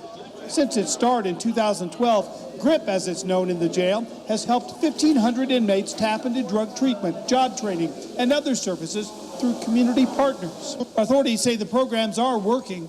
The national return rate for inmates is pushing 68%. The rate for inmates who've received GRIP help is 30%. I mean, it just made me reroute everything. The Sheriff's Office has teamed up with United Way and the Gwinnett Reentry Alliance to support the GRIP program. Authorities are very proud to point out no tax dollars are used. In Gwinnett County, Tony Thomas, Channel 2 Action News.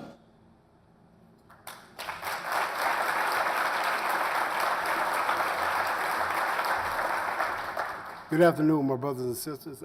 It's an honor to be here. First and foremost, I want to give honor to God, Jehovah, the mighty God of authority, and Jesus Christ, my Lord and Savior. Without him, it wouldn't have been possible for me to be here because it's been a long journey from adoption to incarceration, and God was there the whole time. And through the GGRA, Greater Gwinnett Reentry Alliance, they gave me hope outside of the Bible. And, thanks to Pastor Russell Gray as well, because he's been there with me the whole time. Reentry begins with oneself. It begins with, being incarcerated before you even get out, just wanting to do better, having hope, clinging to hope of some sort, which for me, God was tweaking at my heart, and that would open up my mind. And also, building a path for yourself. I gained my GED, and I also got out and I went to college and graduated for automotive technology. And I am also currently serving in that field. Has God been directing me in my path? It begins with us to want to get out and do the right thing. The prison system is sort of a rehabilitation process, but it still begins with oneself to want to get out and do what it is that they have to do. I also had support from my wife, Janice, who is here with me today.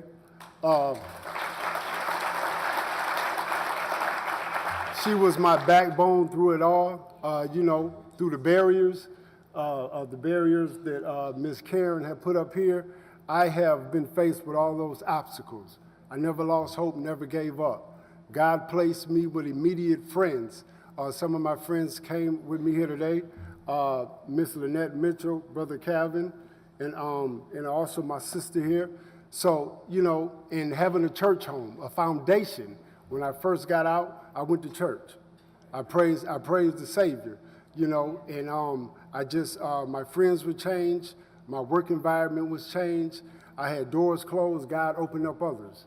I did not let one thing stop me, and I was very determined on doing what it was I had to do. Then I met Pastor Lee. The Greater Gwinnett Reentry Alliance also gives hope to us. I pass along the information, I go out, I disciple, I go out, and I give hope to people who I know, who I have ran with in the streets, to know that there are places, there are jobs that can be held, there are routes that you can go, there are people that you can contact for any situation that you have. And it's just amazing, man, for this to be growing, because God's work will not go unfinished. He has work for each and every one of us to do. So, with that being said, the resources and the people that have come together with the ministries and the churches and the politicians and the governor, it is just amazing how God brings everything together, and everything is possible with him. And once again, it was just an honor and glory to be here, and I just thank you all for everything.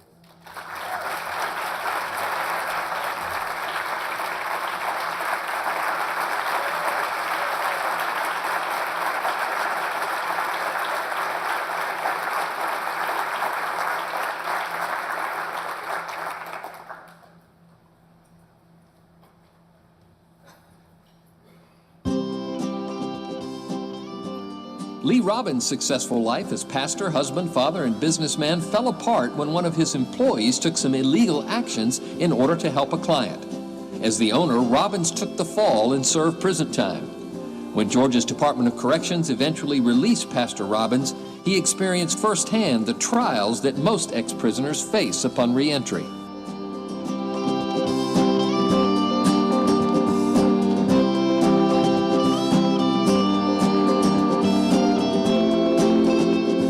Before I went to prison, I had a very productive life, actually. I was pastoring a church, wife, 3 children, being a blessing to folk. While in prison, that's when I came through that paradigm shift in my attitude.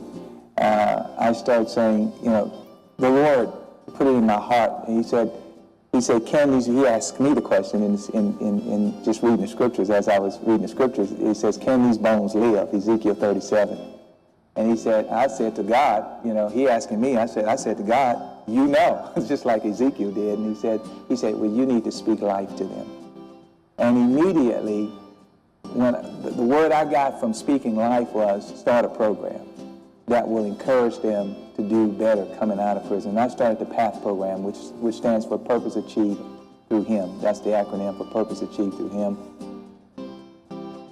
The challenges that I faced when I was released from prison was just finding a job, you know. Having a educational background like that I have, but yet not able to find a job still was very challenging. I can only imagine how difficult it is for people who don't have a strong skill background or educational background. The church is here not to judge, but to help to rehabilitate. And we have to, excuse my language, but we have to love the jail out of them. And the church is set up for that. The church is here to be healing agents. And really, if the church takes its place in this position, we have the greatest opportunity to take prisoners and make them great parishioners. We always need some organization or some person to link to, you know, to come together. And we know the power of unity. And that's what Out for Life stands for. It stands for bringing the churches together, bringing all of the stakeholders together, bringing the community, bringing the government, bringing different organizations together to collaborate in order to advance people who are coming out of prison.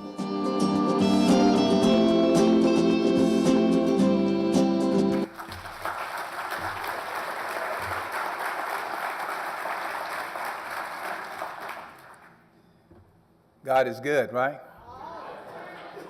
Oh, we got some church folk up in here, huh? Well, how many know that a setback can be a setup for a comeback?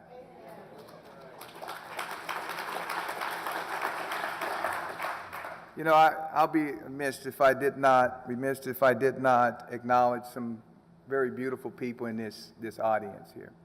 All of you are beautiful, but I just have to acknowledge a few of you because I know that you are part of my story. And I want to start just by, of course, giving God the praise and the glory for giving me a heart for reentry. I did not have that heart prior to going to prison. I was pastoring a church, married, 3 beautiful little kids, happy, doing just fine. In fact, if somebody called me, I would say, if you did the crime, go do the time. And I wanted to have a prison ministry, but I wanted to go home too, you know? And that leads to the point that definitely make sure you pray specifically for the things that you're asking for.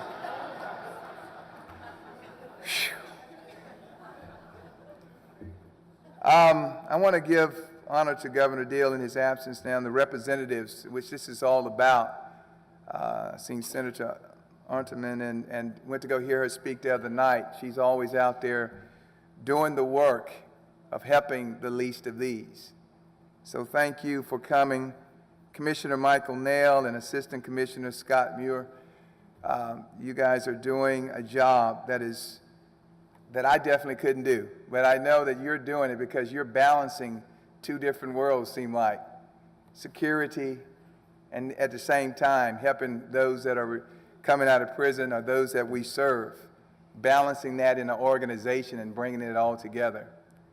I'd like to also acknowledge upper management in DCS, Department of Community Supervision, like David Morrison and Mike Kraft and Roy Fry, who's here with us today, and just the whole entire reentry unit of DCS. In fact, people like Michelle Stanley. Why don't you guys just stand up as I called your name? Roy Fry and Michelle Stanley. These are...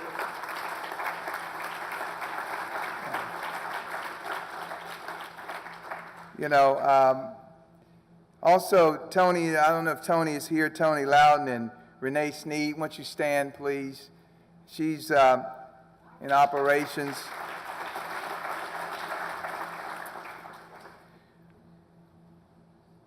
We have people like our community, statewide community coordinator, Ms. Smith. Why don't you stand as well? She's a statewide community coordinator.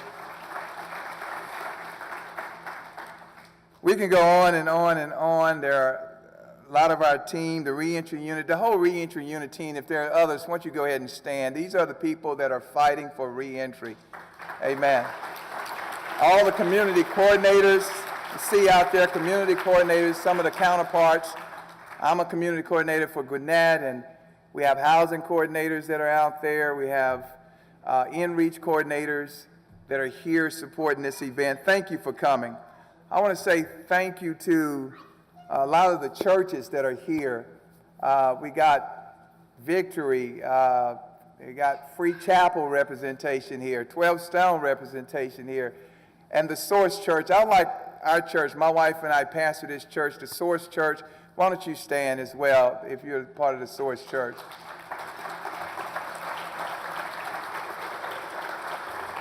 Those people put up with me, for real. And I just like to acknowledge them because they're serving every day in this area of reentry. Part of our vision is to help the least of these and to love up, love in, and love out. And that's what it's all about. And so, but I'll be surely remiss if I did not mention my beautiful wife and my daughter, Prophet Kim Robbins and Janae Robbins. Why don't y'all stand up here?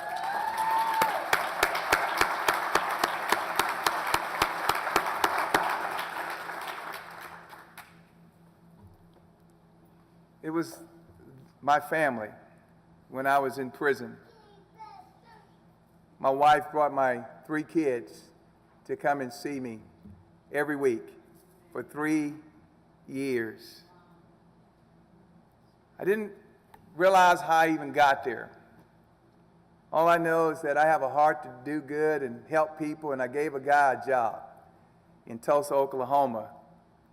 Gave him a job, and he really took advantage of that job and did some tax returns on the side that I didn't know about. Long story short, I went to prison and he didn't. But it was when I was in prison that I realized that I was innocent, but I was not sinless. Because God told me to close that office, and I didn't close that office. How many know that you can do good things and not do God things? I wanted my coworker to have a job and take care of his family. But at the same time, he was the person that says, I didn't do the tax returns, he's the boss. And as I was in prison looking at those barbed wire fence, the first day I was in prison, the sickness came in my belly. And I thought, you're not going to be getting out, at that time in my mind, 3.5 years. I just so happened to get out early from a law that was changed called the Second Chance Act. And I got out 6 months early because of that. But while I was in prison, I saw this population of people who were struggling to do the right thing. And God began to tell me, I called you out for a time like this to be right here with these people, to develop your passion and your love for these individuals. And as I every day will walk around the track and begin to walk with the men there in the prison camp, when some of their loved ones will pass away, and we will walk around the track and we try to comfort them through that. One guy had did about 18 years, and he was about to get out of prison, and he caught cancer. He got a disease called cancer. You know what cancer is. It was a lung disease. And we tried to petition to get him out. He had 6 more weeks to go to get out. He did 18 years. He was one of we call my worship leaders there. But he was not able to get out. And he spent the rest of his life in prison, not being with his family. It's things like that that stirs your passion. And when I began to accept the fact that I was going to be in prison, that I needed to accept that and forgive those who I needed to forgive, starting with myself, then that's when things start turning around for me. I accepted that I forgave who I needed to forgive, accepted the responsibility that I'm going to do good with a bad situation.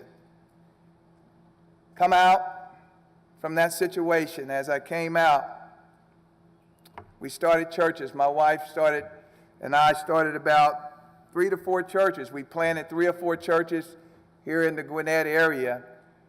And without my wife and my family there with me, I couldn't have done all of those type of things. But those churches began to go out and do the work of the ministry. And as we began to start those churches and began to help reentry, we started a reentry home. You heard the governor say that that's one of the most important things that needs to happen. We started a reentry home called Vital Signs Reentry Ministry. Have a guy back there, Greg, done 14 years, came out with 2 boxes in his hands out of prison, did 14 years, came into our reentry home, worked his way up to the point where he could become the director. He's got a Harley motorcycle, a couple of cars, and he's doing it the right way. Greg, won't you stand? Greg, won't you stand up?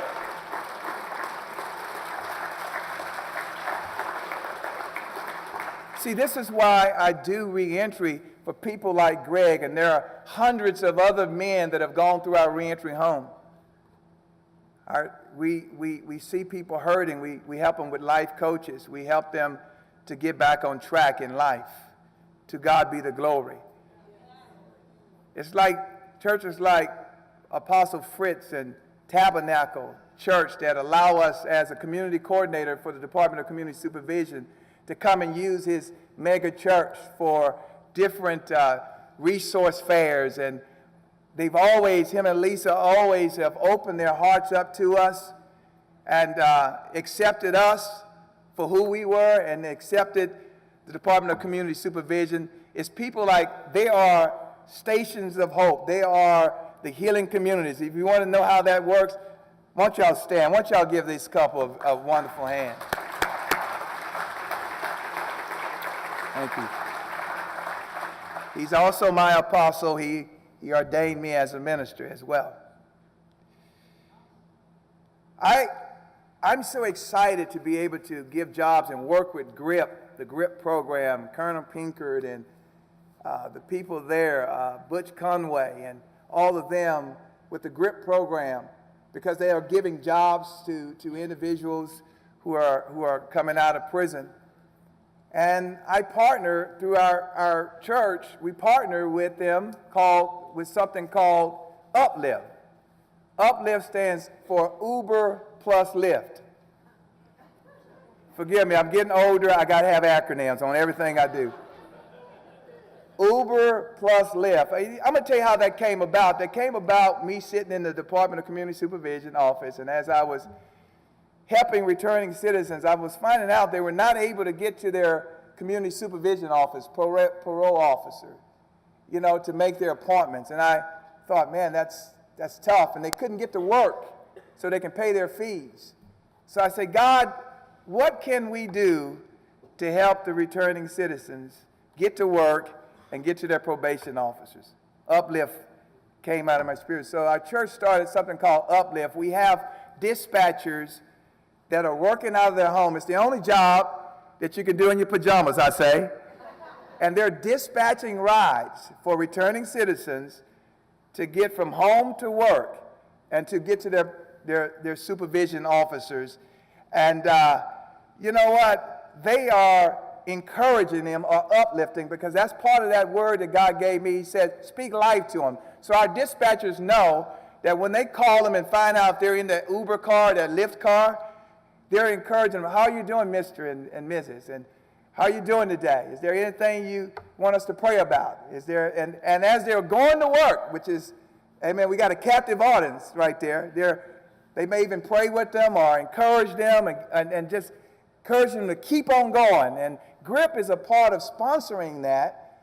GRIP and United Way, Liz, I don't know if Danley is here, but these are our partners that are helping to sponsor these rides. And we've done over hundreds of rides, free rides for returning citizens to get to work and to their supervision office. To God be the glory. Let's give God some praise for that. And in closing, you know, those are just a few things that we can do to help returning citizens. But it takes a village to raise a child. It takes a community to reintegrate returning citizens, or the ones that we serve, the individuals we serve. It takes a community to bring about redemption, as the governor would say. And it takes stakeholders like you here in Gwinnett and throughout Georgia. The many of you sat on my steering team for DCS.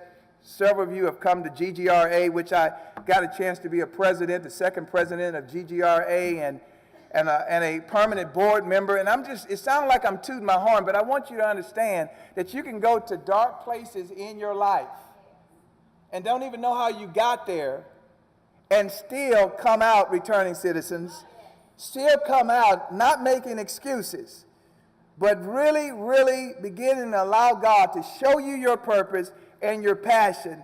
And with a community of people who believe in you like they believed in me, we can do great things for Jesus Christ, for this community, for life itself. So give all the returning citizens, believe in them, because you got people that believe in you. From the government to the churches to just a regular citizen, somebody who've experienced that even with their children. And so I just wanted, with closing, just to remind us, it takes a village, it takes a community to reintegrate the underserved. It takes the community. The Bible says some plant, some water, but God causes the increase. Some of you are planters, and some of you water. But for sure, with this area, for the least of these, God will cause the increase. Let's give God the praise for that.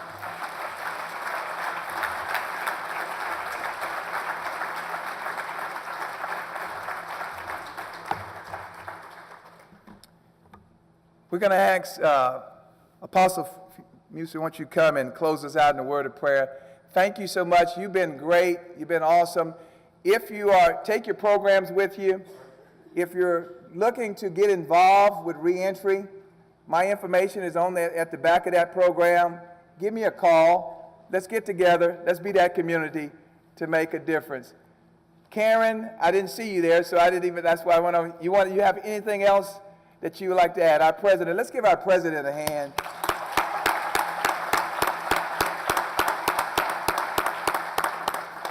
Somebody get her job.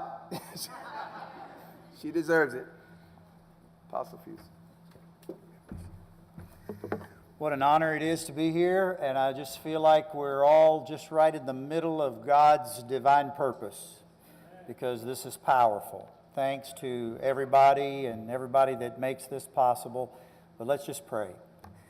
Father, we thank you and we praise you for your amazing presence and your guiding hand over our life. We thank you, God, that we all stand here today with a story of redemption somehow. By your amazing grace, we have been redeemed. You've given us chances. And Father, we thank you now that you're a God of many chances. You're a God of forgiveness, a God of grace, and a God of power.